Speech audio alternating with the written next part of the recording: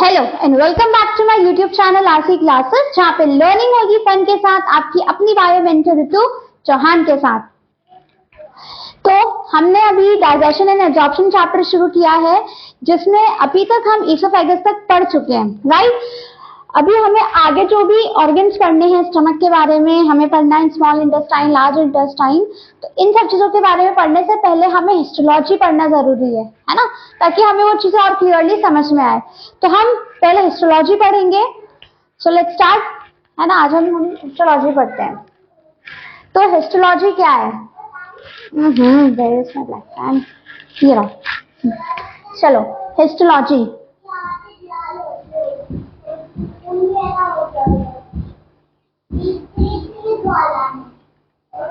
Histology of gut या फिर आपका alimentary canal.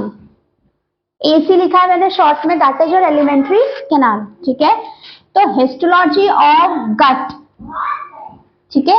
Histology of gut मतलब देखो, हिस्टो मीन्स टिश्यू और लॉजी मीन्स स्टडी। तो टिश्यू की जो स्टडी होती है उसे हम बोलते हैं हिस्टोलॉजी।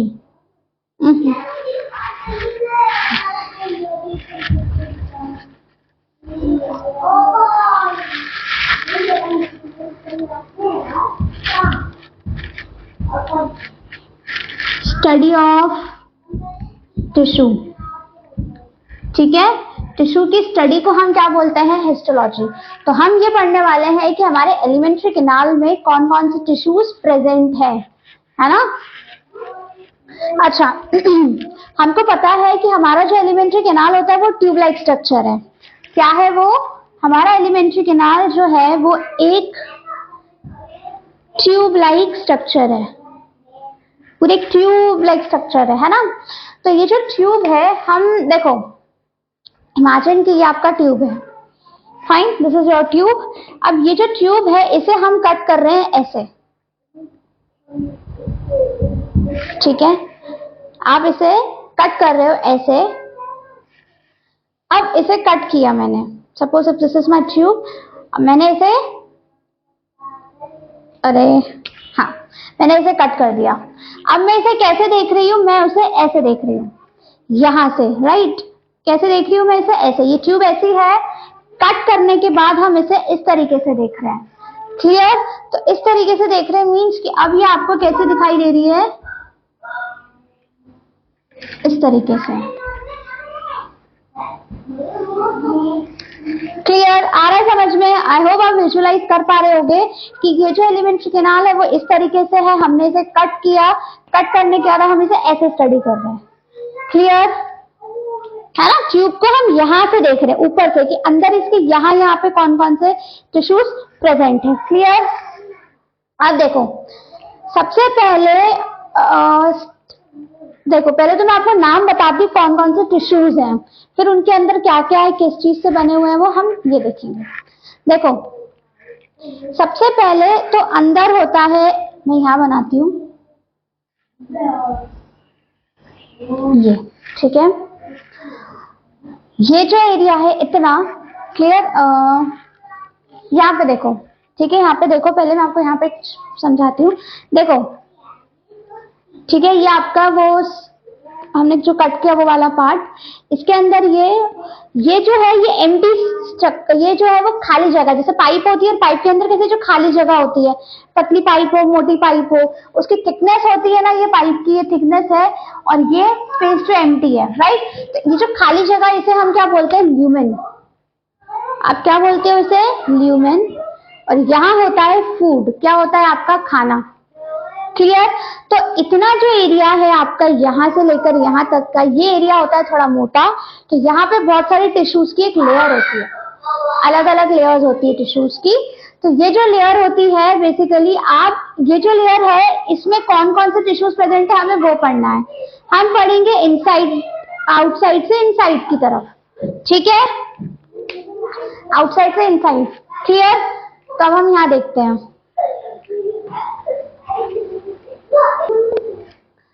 तो अब हम यहाँ देखते हैं। देखो, this is your lumen. Lumen के अंदर हमारा फूड है, दिस इज योर फूड। ये क्या है? ल्यूमेन। ठीक है, ल्यूमेन हो गया। अब ये जो सबसे बाहर वाली लेयर है इसे बोलते हैं सिरोसा। कौन सी लेयर है ये? सिरोसा। सबसे outermost layer is known as serosa. और इसके अंदर होती है आपकी, पहले अपन ड्रॉ कर लेते हैं फिर मैं आपको नाम बताती हूँ।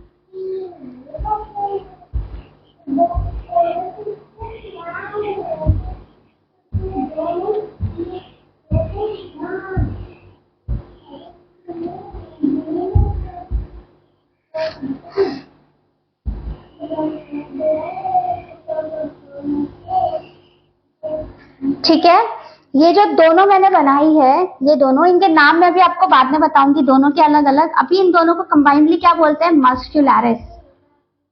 कौन सी लेयर है ये? Muscularis. This is your muscularis, means muscle layers है ये। ठीक है, फिर इसके अंदर आती है एक और लेयर,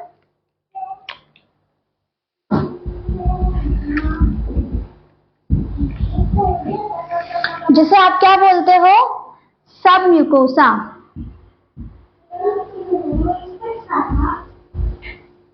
सब म्यूकोसा। क्लियर? ये जो लेयर है इसे आप क्या बोलोगे? सब म्यूकोसा लेयर।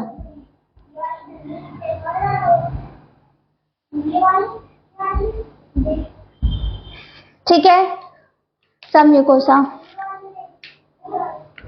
और ये जो सबसे अंदर है, सबसे अंदर वाली होती है म्यूकोसा लेयर।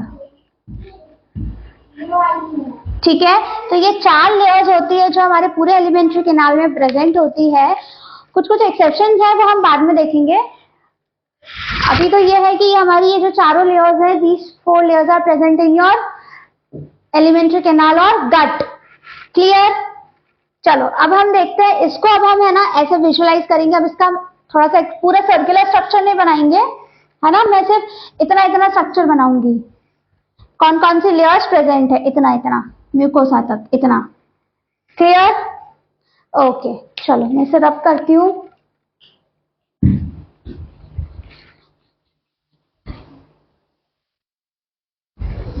चलो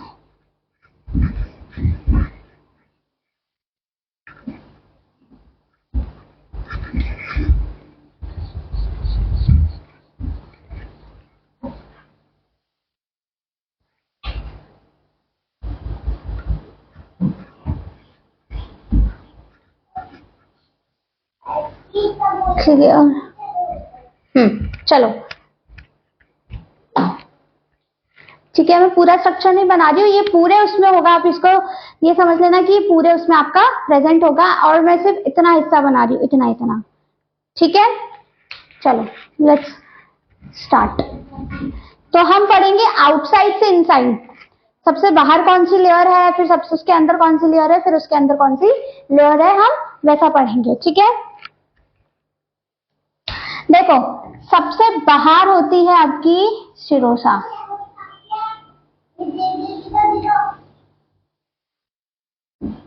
ठीक है, सबसे आउटर वाली लेयर जो है उसे आप क्या बोलते हो? सिरोसा। ठीक है, फिर उसके अंदर मस्कुलैरिस। मस्कुलैरिस 2 तरीके की होती है।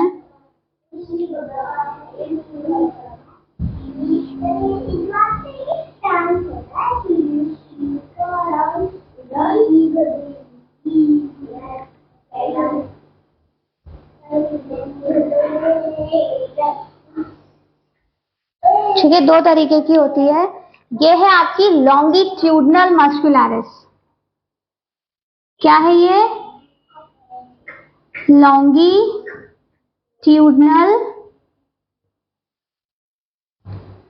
और ये है आपकी सर्कुलर।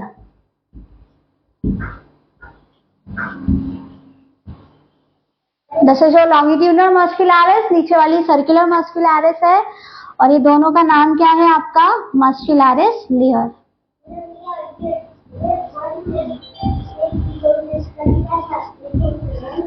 ठीक है, क्लियर? आया समझ में? अब इसके अंदर होती है आपकी सब म्यूकोसा। ठीक है, इसके अंदर कौन सी लेयर होगी आपकी? डॉटेड डॉटेड बना देते हैं अपन उसको ऐसे।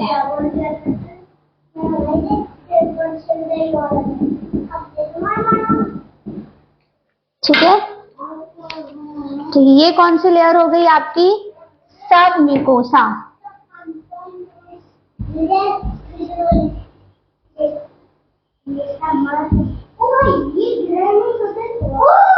सब म्यूकोसा। क्लियर? आया समझ में? सबसे आउटर मोस्ट कौन सी है? सिरोसा। फिर है आपकी लॉन्गिट्यूडनल और सर्कुलर मसल, फिर है आपकी सब म्यूकोसा। ठीक है, आया समझ में? सब म्यूकोसा। अच्छा सब म्यूकोसा होगी। अब इसके बाद आती है आपकी म्यूकोसा लेयर, लेकिन म्यूकोसा लेयर जो होती है वो 3 पार्ट्स में डिवाइडेड है। देखो, सबसे अंदर आएगी म्यूकोसा में, सबसे अंदर है आपकी मस्कुलरिस। कौन सी है ये? मस्कुलरिस।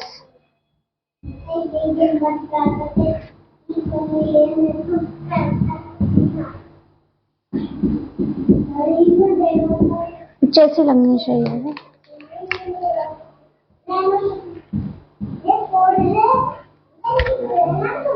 ठीक है,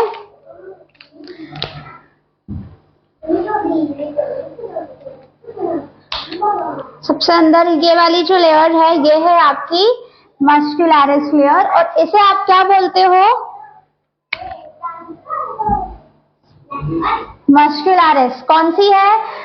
या तो आप इसको म्यूकोसल मस्कुलरिस मसल बोल सकते हो, या फिर हम इसे बोलते हैं मस्कुलरिस इंटरना।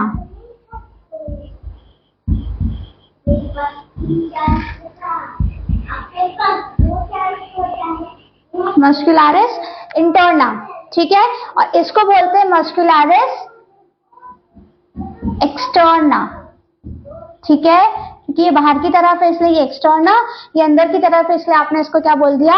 इंटरना। क्लियर? अब इसके बाद आती है आपकी लैमिना प्रोप्रिया। कौन सी लेयर आती है? Lamina propria. ठीक है, और इसके बाद एक और लेयर आएगी, मैं पहले इसको ड्रॉ कर देती हूँ, फिर दोनों को हम साथ में लिखेंगे।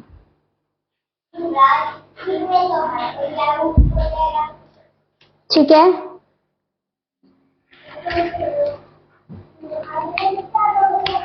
ये कौन सी हो गई आपकी? This is your lamina propria. ठीक है, ये वाली क्या है? मस्कुलरिस इंटरना, फिर ये लैमिना प्रोप्रिया, और ये वाली जो लेयर है इसे बोलते हैं, ये एक एपिथेलियम है। This is your epithelium. Basically glandular है ये। कौन सा है ये? ग्लैंडुलर। मैं भी सब समझाऊंगी आपको कि ये क्या क्या है। This is your glandular epithelium. आया समझ में? आई होप आपको ये समझ में आ रहा होगा। देखो, अब हम शुरू करते हैं सिरोसा से। देखो, जो सिरोसा लेयर है वो किस चीज से बनी हुई है? पहली तो ये जो है ये एक टाइप की आपकी विसरल पेरिटोनियम है। क्या है ये? Visceral peritoneum. अब ये क्या है भाई? क्या है ये विसरल पेरिटोनियम? देखो, हमारे जितने भी ऑर्गन होते हैं ना, हम उसकी सबसे बाहर वाली जो लेयर होती है जिसका काम प्रोटेक्शन का होता है, वो एक तरीके का विसरल पेरिटोनियम है। ऑलमोस्ट हमारे सारे ऑर्गन्स में विसरल पेरिटोनियम प्रेजेंट होती है। That is outer most layer, सबसे बाहर वाली। तो हमारी जो एलिमेंट्री कैनाल है उसकी जो सबसे बाहर वाली लेयर है वो भी एक विसरल पेरिटोनियम ही है। उसे हम क्या बोलते हैं? सिरोसा।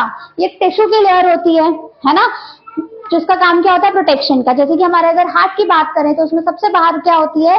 पेरिकार्डियम, है ना, सबसे बाहर वाली पेरिकार्डियम। क्लियर? आया समझ में? हम जितने भी जो ह्यूमन फिजियोलॉजी के चैप्टर्स पढ़ेंगे उसमें सभी ऑर्गन के बारे में जब आप पढ़ोगे ना तो सब में विसरल पेरिटोनियम प्रेजेंट होगी, आउटर मोस्ट लेयर जो है। क्लियर? आया समझ में? That is your serosa. ठीक है, और दूसरा ये होता है कि सिरोसा में प्रेजेंट होता है मेसोथीलियम। मेसोथीलियम एक तरीके का टिश्यू होता है जिसको आप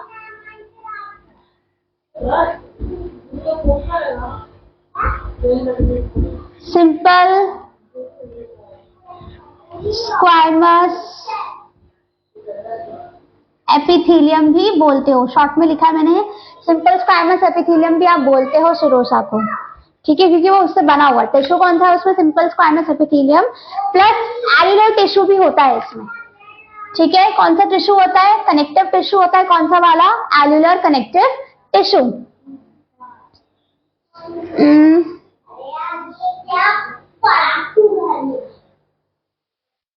चलो रुको, हम यहां लिखते हैं ये पॉइंट, मैं यहां लिख रही हूं नीचे, ठीक है। सिरोसा प्लस आपकी जो सब म्यूकोसा है,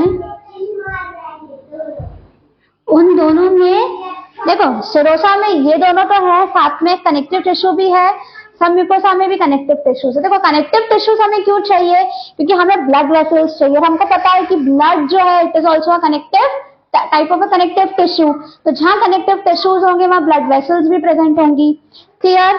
तो सिरोसा प्लस सब म्यूकोसा के पास कौन सा कनेक्टिव टिश्यू है, एल्युलर कनेक्टिव टिश्यू।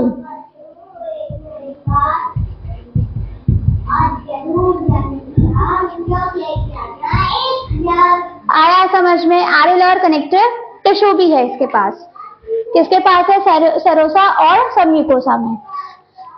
जो मस्कुलरिस लेयर होती है वो बनी होती है स्मूथ मसल्स से, मतलब मोस्ट ऑफ द मसल्स जो होंगी वो स्मूथ मसल्स हैं, उसके अलावा भी है, जैसे ईसोफेगस में कुछ स्ट्राइटेड मसल्स भी हैं, बट मोस्ट ऑफ दी क्या है आपकी, smooth muscles, clear. Lamina propria में भी कनेक्टिव टिश्यू होता है। अब देखो ये तो हो गया हमारे epithelial glandular, sorry lamina propria की बात।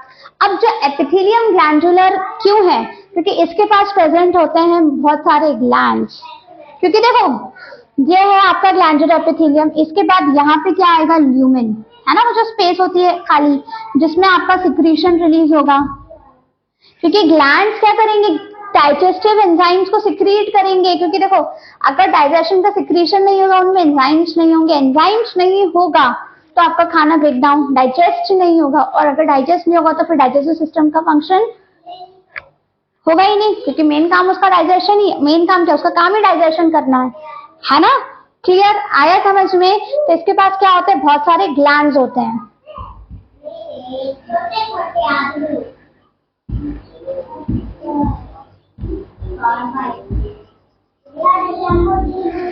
आया समझ में, क्लियर, ओके। तो लेयर्स के बारे में आपको अच्छे से समझ में आया। एक बार और हम देख लेते हैं, हमारे पास 4 लेयर है। पहली है सिरोसा, मस्कुलरिस, सब म्यूकोसा, और ये जो तीनों है ये किस में आती है, आपकी म्यूकोसा में। ये जो तीनों लेयर्स हैं ये किस में आती है, म्यूकोसा लेयर में, ये म्यूकोसा लेयर का ही पार्ट है। आया समझ में।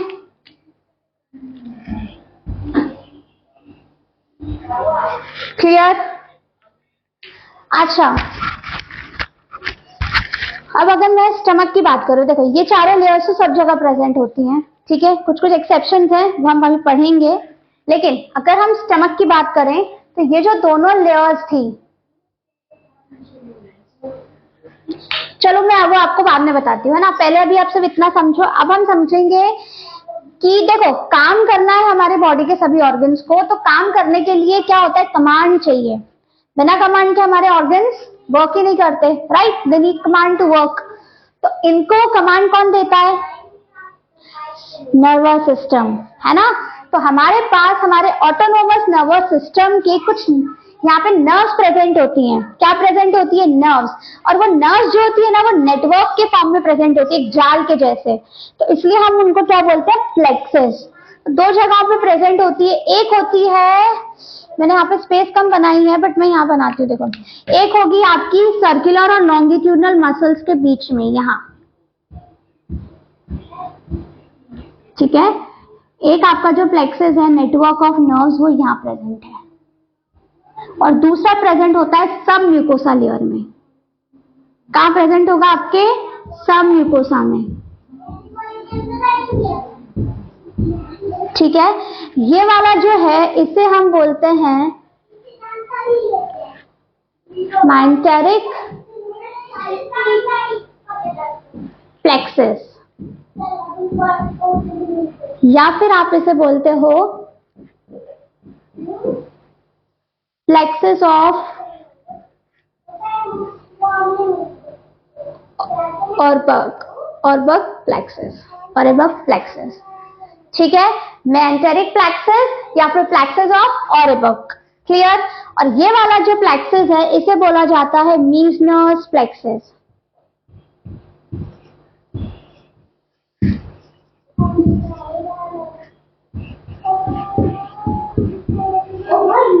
या फिर इसे बोलते हैं मीजनस प्लेक्सस, या फिर आप इसे बोल सकते हो सब म्यूकोसल प्लेक्सस।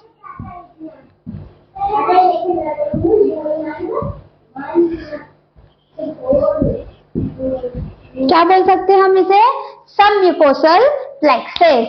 क्लियर? आ रहा है समझ में? क्या आया समझ में? कि हमारे पास कुछ नर्व्स के नेटवर्क प्रेजेंट होते हैं जिन्हें हम प्लेक्सस बोलते हैं। लॉन्गिट्यूडनल और सर्कुलर मसल्स के पास जो प्रेजेंट है उसे आप बोलते हैं मेंटेरिक प्लेक्सस या प्लेक्सस ऑफ ऑरबर्ग। मीजनस प्लेक्सस जो आपका सब म्यूकोसा में प्रेजेंट है उसे मीजनस प्लेक्सस बोलते हैं, और क्या बोलते हैं? सब म्यूकोसल प्लेक्सस। क्लियर? अब ये जहां प्रेजेंट है वहां पे इनका फंक्शन भी समझ में आ रहा है क्या? कि ये वाला जो प्लेक्सस है ये किस चीज को कंट्रोल करेगा? ये कहाँ प्रेजेंट है? मसल्स के पास। और मसल्स जो होती हैं आपकी, ये मसल्स क्यों जरूरी हैं?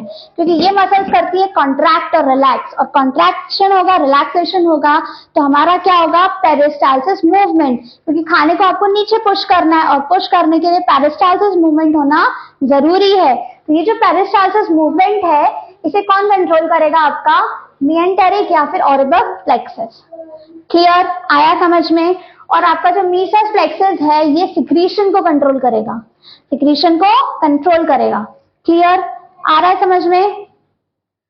तभी यहाँ पे जितना भी जो भी चीजें लिखी हुई आई होप आपको समझ में आ गई होगी, और आप चाहो तो इसका स्क्रीनशॉट ले सकते हो।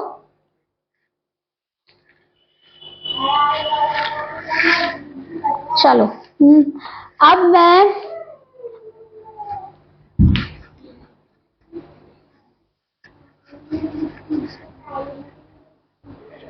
इसे मिटाती हूँ, और मैं आपको पहले हम प्लेक्सस के बारे में देख लेते हैं थोड़ा सा, फिर हम कुछ इसके एक्सेप्शंस देखेंगे।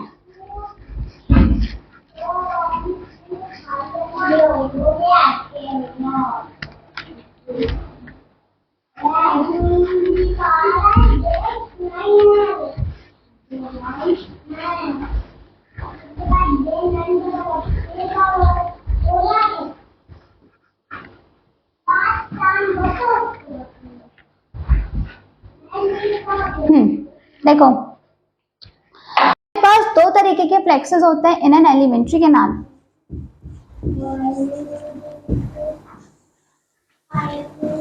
पहला जो होता है वो होता है मेंटेरिक प्लेक्सस। ठीक है, कौन सा प्लेक्सस है? मेंटेरिक प्लेक्सस, या फिर इसे आप क्या बोलते हो? Auerbach plexus. Plexus of Auerbach बोलते हैं हम इसे। क्या बोलते हैं?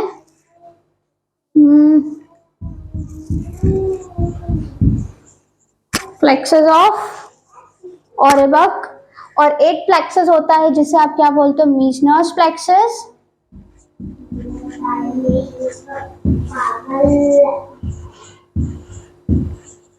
मीजनर्स प्लेक्सस या फिर आप इसे क्या बोलते हो? सब mucosal plexus.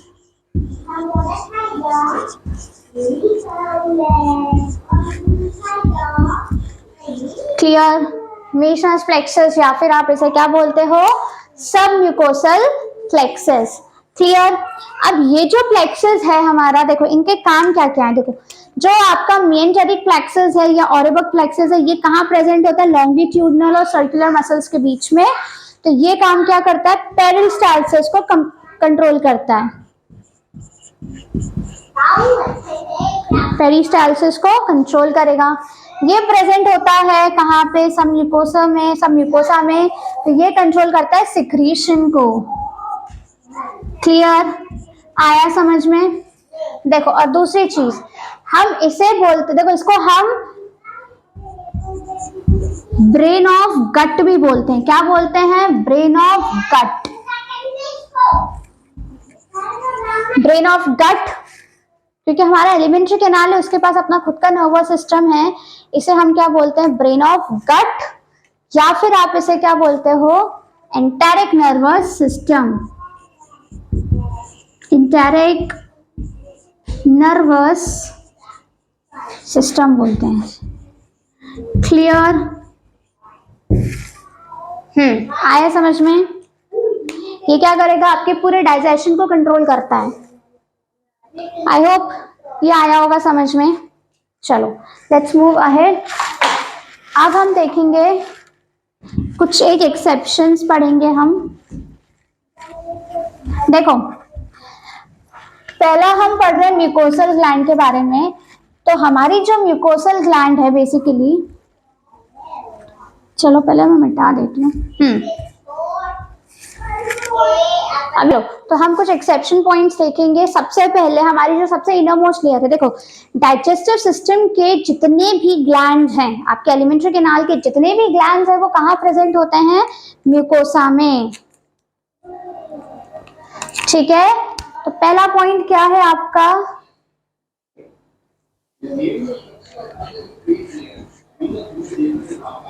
All glands are present in mucosa। सारे के सारे ग्लैंड्स कहाँ प्रेजेंट होते हैं? म्यूकोसा में, एक्सेप्ट एक ग्लैंड के जो कहाँ प्रेजेंट होता है? सब म्यूकोसा में। ठीक है, कौन सा ग्लैंड है वो आपका? Brunner's gland, except for the one gland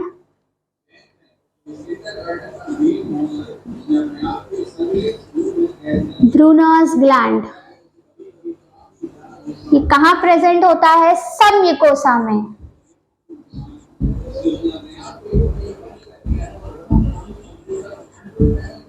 किसके सब म्यूकोसा में? किसके? स्टमक के, स्मॉल इंटेस्टाइन के, लार्ज इंटेस्टाइन। किसके सब म्यूकोसा में प्रेजेंट होता है? स्मॉल इंटेस्टाइन में। और स्मॉल इंटेस्टाइन में भी ये किस में प्रेजेंट होगा? ड्यूडेनम में। कहाँ प्रेजेंट होता है? ड्यूडेनम के सब म्यूकोसा में। This is your exception. ठीक है, नेक्स्ट पॉइंट। अभी हमने देखा था, ये थी आपकी, देखो ये आपकी सिरोसा, सिरोसा थी सबसे आउटर वाली, है ना? This is was your serosa. ठीक है, फिर इसके अंदर थी हमारी लॉन्गिट्यूडनल मस्कुलरिस मसल, है ना? Longitudinal muscularis. ठीक है, फिर आपकी थी सर्कुलर, सर्कुलर मस्कुलरिस। इसके बाद क्या होता है कि आपका जो स्टमक है ना, उसमें एक एक्स्ट्रा लेयर प्रेजेंट होती है। एक एक्स्ट्रा लेयर प्रेजेंट होती है जिसे हम बेसिकली वो ऐसी होती है ना, हम उसको एक ड्रॉ इस तरीके से करते हैं। तो ये जो होती है इसे हम बोलते हैं ऑब्लिक लेयर। कौन सी लेयर बोलते हो आप इसे? Oblique muscle. तो हमारे बाकी सारे एलिमेंट्री कैनाल में आपकी जो मस्कुलरिस है वो दो टाइप की प्रेजेंट होती है, but in stomach there is 3 types of muscularis layer: longitudinal, circular and oblique muscularis. Clear, आया समझ में?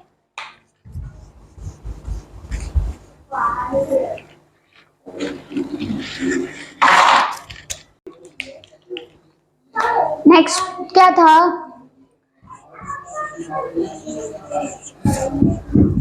oblique muscles are present only in stomach, only in stomach, सिर्फ हमारे स्टमक में प्रेजेंट होती है। क्लियर। नेक्स्ट पॉइंट क्या था कि जो आपकी सिरोसा लेयर है, कौन सी सिरोसा, वो ईसोफेगस में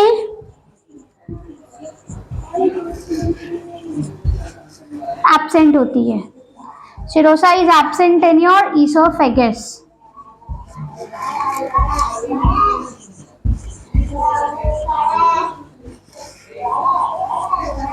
और रेक्टम में भी वो एब्सेंट होती है।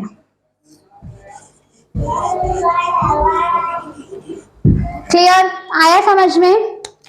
अब इसके बाद हम देख रहे हैं म्यूकोसा की मॉडिफिकेशन।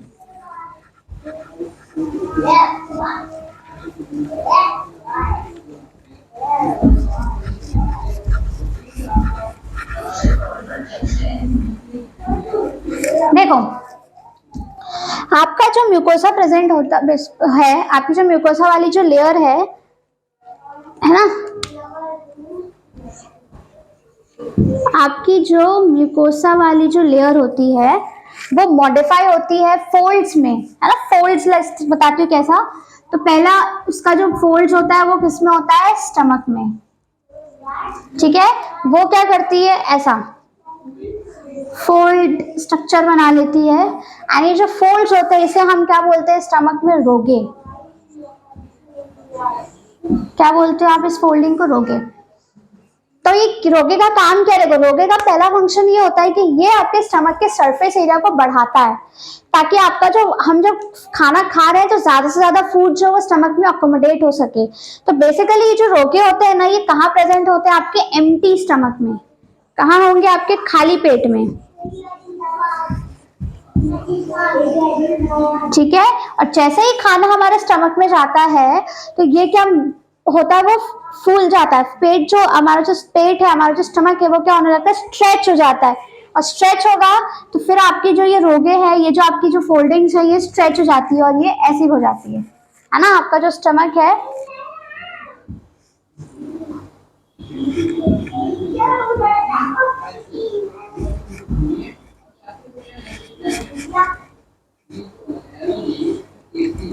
ये, है ना, तो ये क्या हो जाती है, स्ट्रेच हो जाएगी and it forms structure like this. Okay, तो हमारे स्टमक में ये क्या हो जाती है, स्ट्रेच हो जाती है। आया समझ में। और ये स्ट्रेच हो जाएगी तो ज्यादा से ज्यादा फूड जो है आपके स्टमक में अकोमोडेट हो सकता है। क्लियर। और इसका दूसरा फंक्शन ये होता है कि जब हमारे फूड, हमारे जो स्टमक है उसमें जब आपका खाना जाता है, क्या जाता है, खाना। ठीक है, तो ये क्या करती है, मदद करती है फूड को ग्राइंड करने में। मैंने आपको बताया था कि हमारा जो डाइजेशन की प्रोसेस होती है ना, वो मैकेनिकल प्रोसेस भी होती है।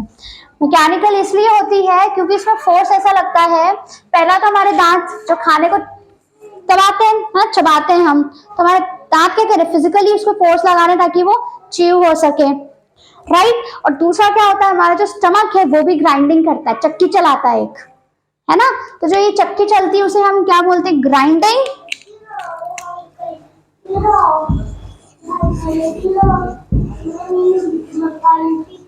या फिर आप इसे क्या बोलते हो, चर्निंग। चर्निंग मूवमेंट भी बोला जाता है इसे, चर्निंग, राइट। चर्निंग मीन्स क्या होता है कि ये क्या कर रहा है, खाने को और ज्यादा ब्रेक डाउन कर रहा है, ताकि before going to the small intestine, जब खाना स्मॉल इंटेस्टाइन में जाने से पहले वो उसे एकदम बहुत ज्यादा ब्रेक डाउन कर देता है, राइट। तो ग्राइंडिंग में क्या होता है ना, जब पेट में ग्राइंडिंग होती है, ये मसल्स कॉन्स्ट्रिक्ट करती हैं। कौन सी, आपकी जो ऑब्लिक मसल्स हैं, आपकी जो मस्कुलर, कौन कौन सी लॉन्गिट्यूडनल है और सर्कुलर है, दे कॉन्स्ट्रिक्ट, है ना। तो इन मसल्स की वजह से क्या होगा, खाना जो है वो इजीली ग्राइंड हो पाएगा। तो ये जो रोगे क्या करता है, देखो रोगे क्या कर रहा है, बेसिकली ग्रिप बनाएगा ताकि खाना वहां इजीली उसकी पकड़ मजबूत रहे, ताकि खाना और अच्छे से ब्रेक डाउन हो सके। क्लियर, आया समझ में। तो ग्राइंडिंग और को हम चर्निंग भी बोलते हैं। अब जब जो आपका फूड है, है ना। हमारा जो ये फूड है, इस खाने में जब आपका गैस्ट्रिक जूस मतलब आपका जो HCl मिक्स हो जाता है आफ्टर द चर्निंग, उसे आप क्या बोलते हो, हैं, इसे हम क्या बोलते हैं, chyme. This is called as chyme. और हमारे फूड में जब हमारा सलाइवा मिक्स हुआ था तो उसे हमने इन दोनों को क्या बोला था, बोलस, है ना, याद रहेगा। जब फूड में सलाइवा मिक्स होता है तो उसे हम बोलस बोलते हैं, और जब आपके फूड में गैस्ट्रिक जूस मिक्स हो जाता है तो उसे आप क्या बोलते हो, काइम, है ना। तो चर्निंग के बाद हमें क्या मिलता है, chyme, right. And it's a kind of a liquid, like liquid जैसा होता है ये, क्योंकि फूड जो होता है आफ्टर चर्निंग लिक्विड बन जाता है, ठीक है। क्लियर, आया समझ में। नाउ नेक्स्ट,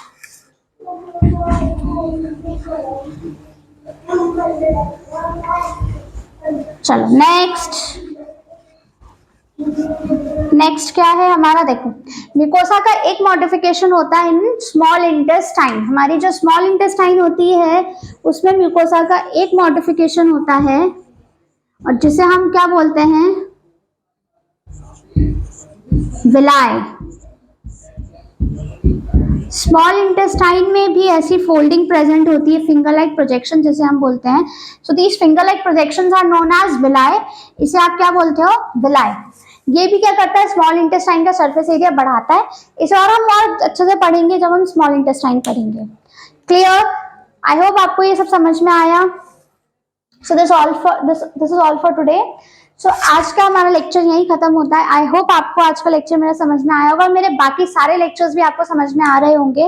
और अगर आपको मेरे बाकी सारे लेक्चर समझ में आ रहे हैं और आपको मेरे और भी नए नए लेक्चर्स देखने हैं तो मेरे चैनल को आप सब्सक्राइब कीजिए, लाइक कीजिए और शेयर कीजिए। और आपको अगर मेरे लेक्चर से कोई भी डाउट हो, किसी भी स्टार्टिंग से लेकर अब तक के किसी भी टॉपिक में कोई भी डाउट हो तो आप मुझे कमेंट बॉक्स में बताइएगा, मैं उसे क्लियर करने की कोशिश करूंगी। Thank you so much.